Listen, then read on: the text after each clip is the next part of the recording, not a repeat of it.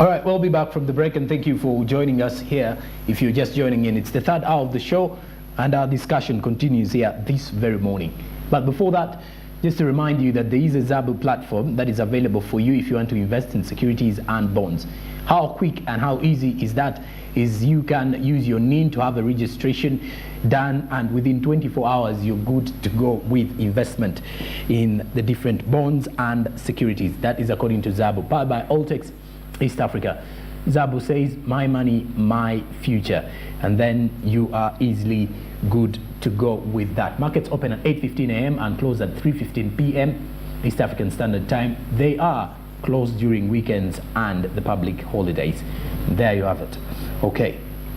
Now, speaking of which, we head back to our topic of discussion, where we look at the Computer Misuse Amendment Bill 2022, out of which it is now law after the president did sign it yesterday, and it has created public concern and public reaction from all centers of the country.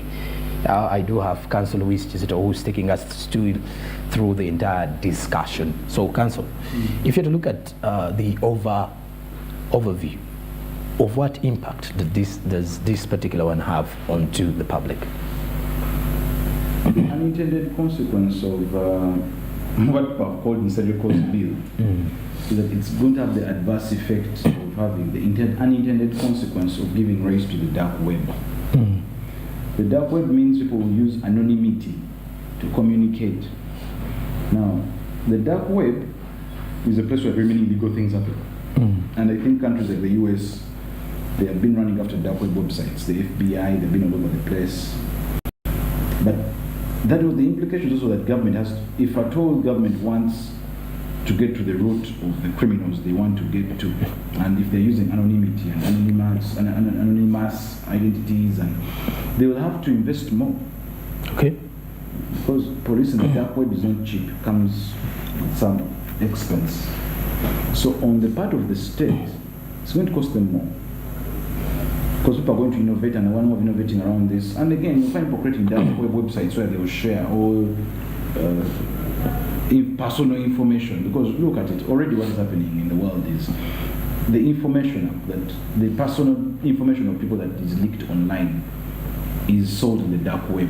Because world over, countries have data protection laws, and they prohibit selling of personal information that is acquired online. Okay. If you are MT and you acquire my personal information and maybe a researcher wants it, you do not just sell it to the researcher. No. That's explicitly illegal. Okay. But that happens in the dark web. So this law is going to give rise to the dark web, and it's going to have the unintended consequence of making the enforcement of this law even more expensive. So a budget has to accompany the police. Okay. On the side of the people, of course, people are going to innovate and they will utilize the dark web. But again, on the whole, the other implication I feel the law could have is the risk value of investing. Risk value means what does it cost for someone to invest in online content online in Uganda? Okay. How much will they do? What's the risk of investing $1 in an online platform in Uganda? Okay. It could go up. Now, if the risk value of investing in an online platform is up, that business is not financially tenable. So those could be some of the implications. Okay.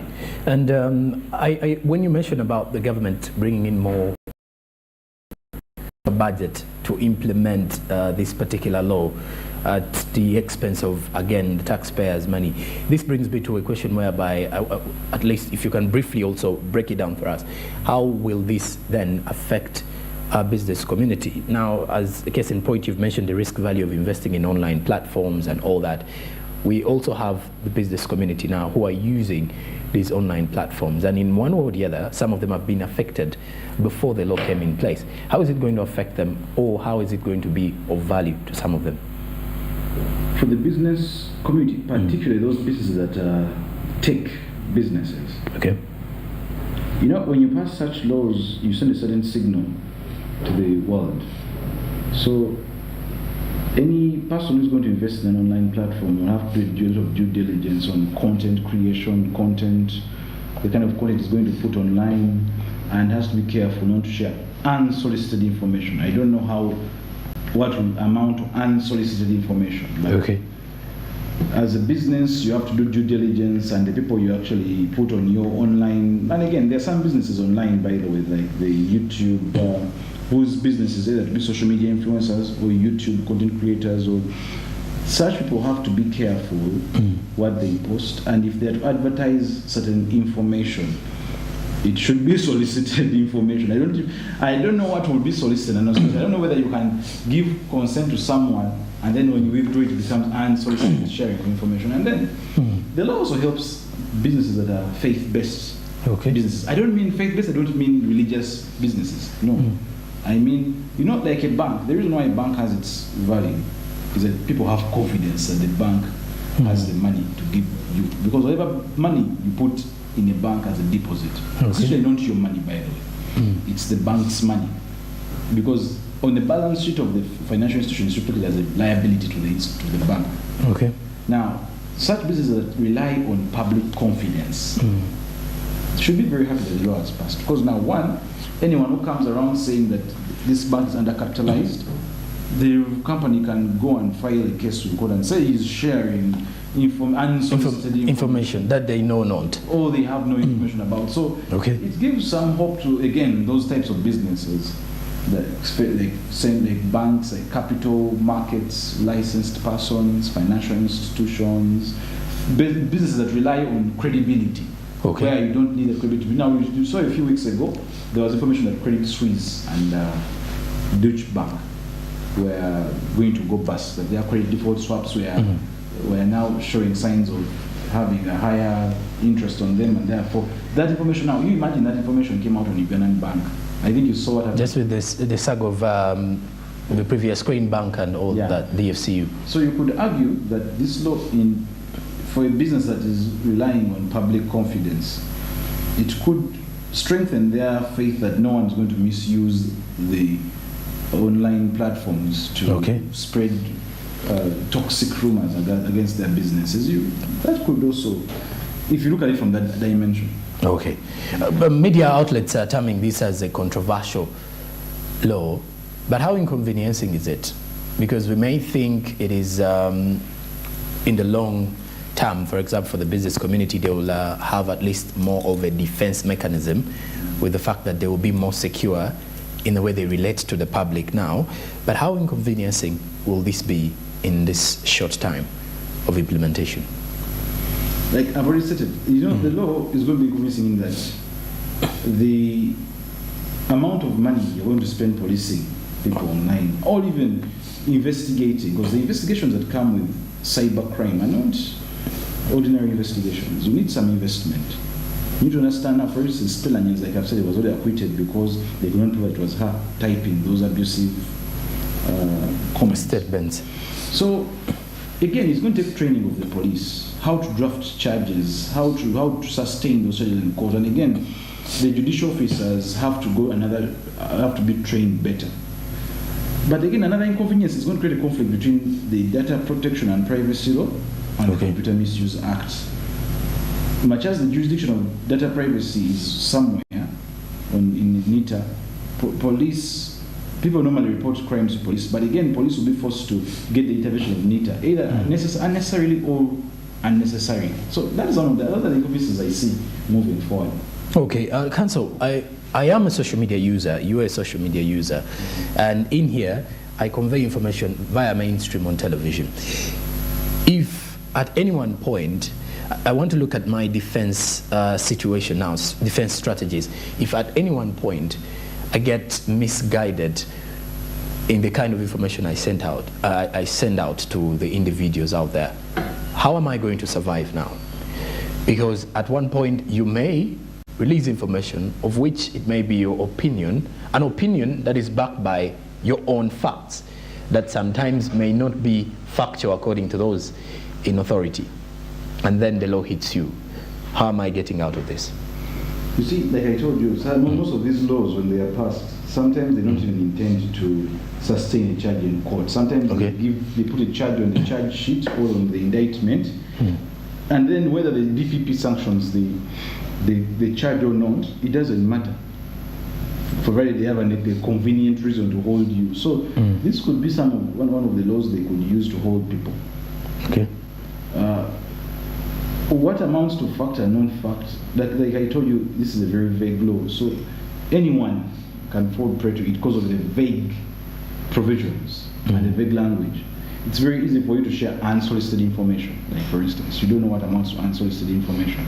So these are some of the, how do you get out of it once you're in trouble? And but Honorable Sirek has been telling people that if you have your facts, share the information.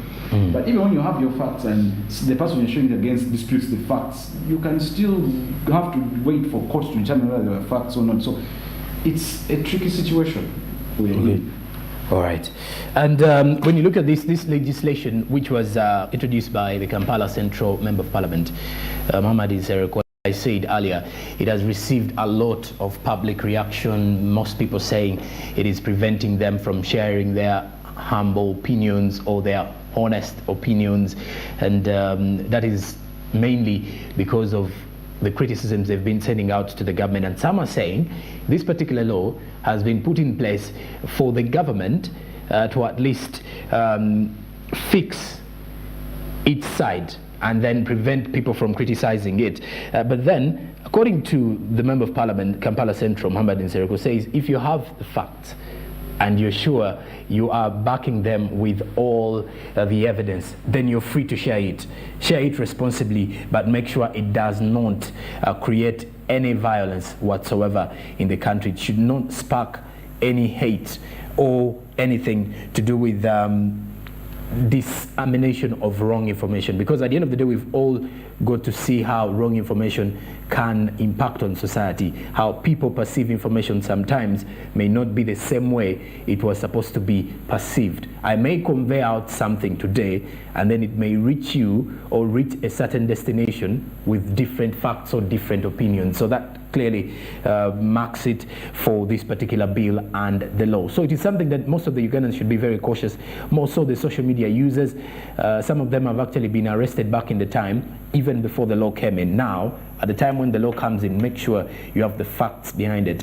Avoid being so arrogant or so provocative in the way, and also avoid using wrong words and quite abusive words as you're sharing information to the public. This goes out to almost everybody and the entire media fraternity, anyone who is also in the different perspective of social media, whether you're an influencer, a blogger, and all that. Now, Council, as we're summing up with this particular law, when you look at the previous court rulings, does this in any way violate these court rulings that have been there before? I read an article in the Daily Monitor which was having that argument, which by the way could be valid. Okay. And that's why I think some people are going to court to challenge. They want to go for a constitutional petition to challenge certain provisions of the law. Whether it was success is a whole different issue. But yeah, when you read the case of Charles Onyango Bo versus Attorney General, I think it was 2002-3 case. It says that for the right to communicate, or generally there are certain rights, and not all rights are absolute. Article 44 gives certain limitations to certain rights. So, but for government to come and limit that right, they have to limit that right that is in a way that is demonstrably justifiable in a free and democratic society. Okay. So if someone goes to court and hinges on section 28, article 28 and article 24, article 44 of the Constitution, you could argue that certain provisions of the Constitution, even without even going into the jurisprudence of court, it violates some of the provisions in the Constitution. But the case of Charles Onyango set a precedent. Okay. That for government to limit a right, then they have to do so. The limitation has to be justifiable in a free and democratic society. Okay. And then, as we're summing up, we've had 4 of them. You broke down some of the 3 as we were starting up before we hint onto this particular main discussion. When you look at provisions in most of these particular laws, which way can the government create room that these laws do not affect anyone? Because sometimes, like you said, with this particular one, looks more vague and too wordy, complicated, and certain things are not adding up to what the public will at least understand more. But now, if we are making provisions for such laws, what criteria can we use to go through and make successful laws that will actually take good or that will actually take us a short time to implement? The Law Reform Commission exists to advise government on which gaps are in laws.